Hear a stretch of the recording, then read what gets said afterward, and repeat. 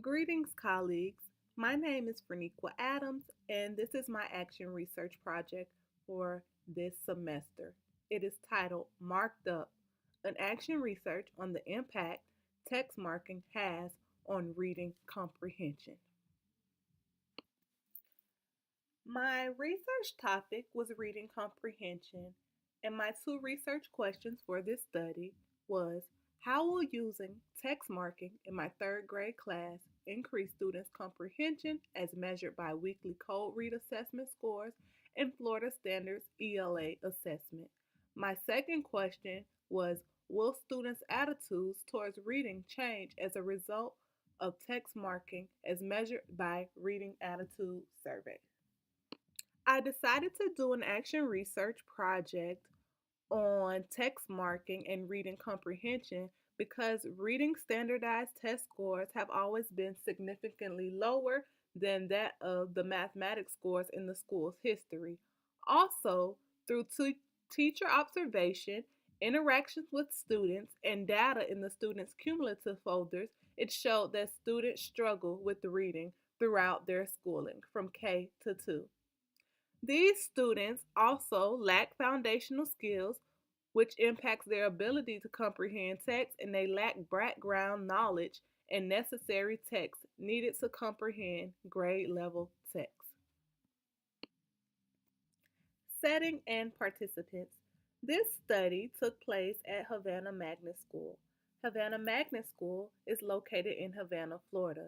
It is a Title I school and it took place in the third grade classroom, which was room 1436, my classroom. The participants in the study were 17 students in total, 8 boys, 9 girls.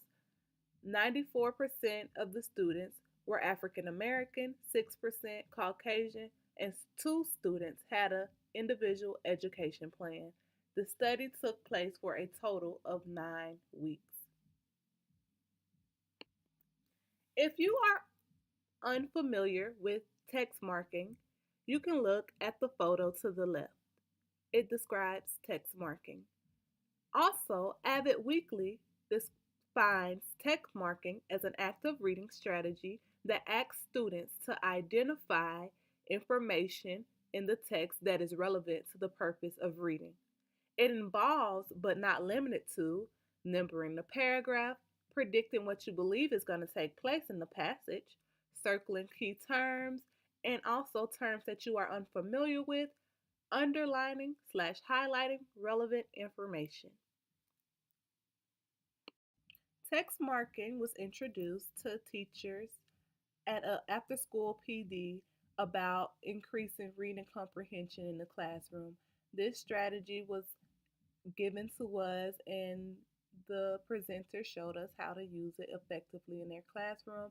And I decided to adopt this strategy and modify it to get the maximum out of student learning in my classroom.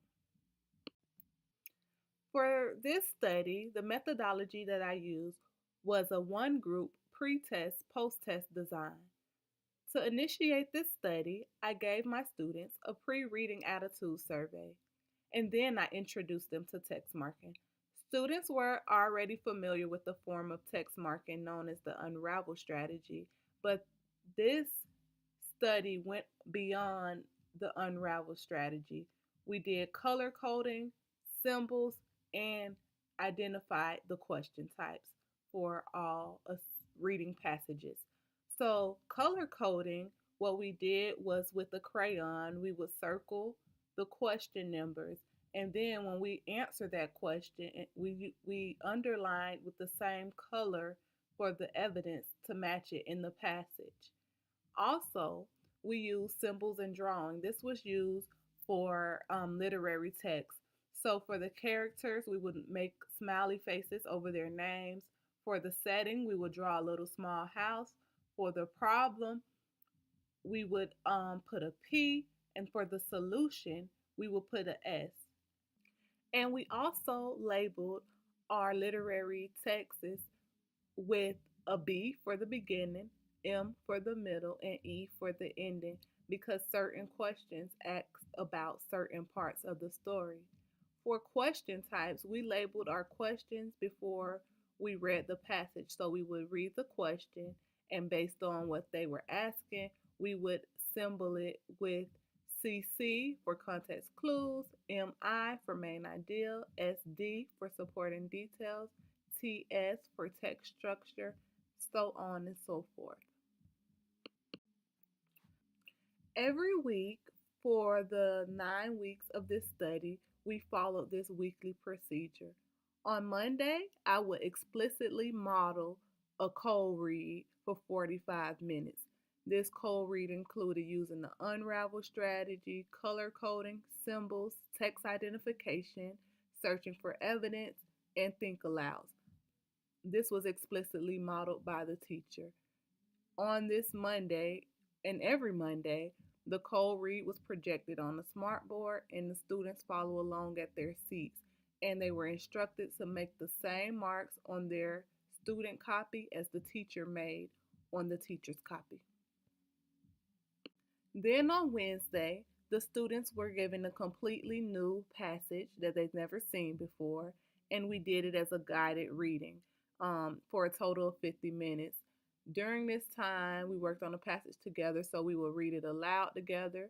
Students were allowed to come to the board and make marks before, during, and after the reading.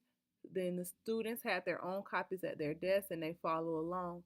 After we finished reading it and marking the text together, students were then given the opportunity to answer the questions in the small group where they sat in. And then at the end, we would review the questions and answers as a class. Friday was assessment day. It was an independent practice cold read by Wonders. The only instructions that the students were given is to use the text marking strategies that we have been using during the week. The cold read assessments covered the standards, and they were the same Lexile levels as the standards that were covered in the baseline assessments because we want to produce valid results. They were both literary and informational text. There were 35 minutes to take the test, and it included 5 multiple choice questions and 1 written response. Some of the questions had a part A and part B, and assessments were graded and placed on a data sheet so they can be further analyzed at the end of the study. At the end of the study, this is the data that we found. 72% of the class was proficient based on their FSA ELA data. 6 students scored a level 3, 4 students scored a level 4, and 2 students scored a level 5. And then the end of the year iReady data, 94% of the students were on or above grade level.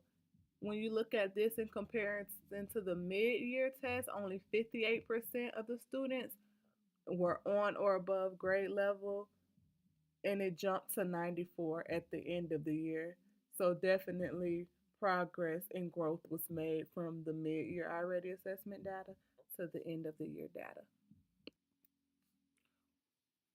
When analyzing the data from the baseline cold reads, as you see here, the highest percentage passing average rate from the baseline cold read was only 35% of the students were passing the cold read.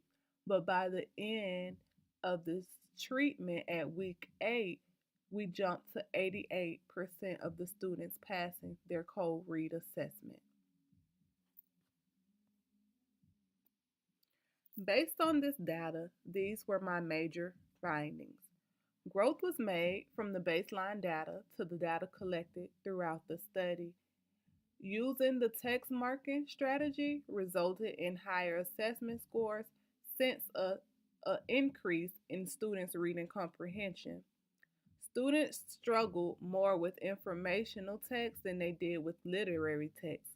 Students were more confident in answering questions about the things that they read than they were prior to the beginning of the study. However, the students still enjoyed reading fiction books opposed to non-fiction books. The last two findings that I found were results of the post attitude reading survey. The benefits for me in this action research was that for a teacher who also always deals with struggling readers, I was able to find an effective strategy that I can use every year that aids my students in the comprehension of complex text. I also learned that I need to explicitly teach and expose my students to informational text more often. This research study also inspired me to continue adopting and modifying different strategies that match the learning needs of the students I come in contact with, and it provided me with new information that can be applied to my future research endeavors. As far as the benefits for teaching and learning, the main thing that I took away from this strategy is I believe that the policymakers should not allow students to make standardized tests computerized because when students have reading comprehension tests, they are not able to make meaningful marks on the test because it's computerized. So I believe that they should be at least given like a paper copy of the passage so they can make meaningful marks. And also, I thoroughly believe that teachers should have more of a voice in what takes place in the classroom because we know exactly what our students need. And there were differences in my research from EDF 6487 to EDE 6920. In EDF 6487, I was only able to collect 4 weeks of data, and the data was just from the cold read assessments. Um, and it was the only piece of data that I used to build my research around.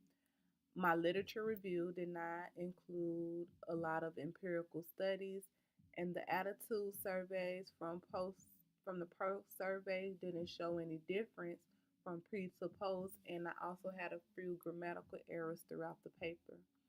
In EDE 6920, I was able to collect 8 weeks worth of data and analyze 8 weeks worth of cold read data. And then I also was able to analyze the end of the year iReady data and the FSA data, which is like the biggest piece of information that I really wanted to look at, but I didn't have that opportunity in EDF 6487. My literature review was made more comprehensive and included more related empirical studies. The attitude survey provided me a more extensive data than I was able to get the first go around. This action research was more well written, error free, and more clear and concise. Thank you guys for watching. I hope you enjoyed my action research project and learned just as much as I learned, and possibly you can adopt the text marking strategy in your class and share it with some of your colleagues for students who struggle with reading comprehension. Thank you.